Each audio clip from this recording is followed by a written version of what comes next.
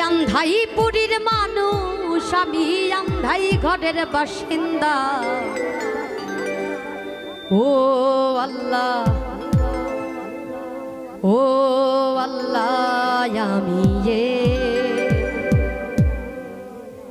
আমি এক পাপিষ্ঠ বান্দা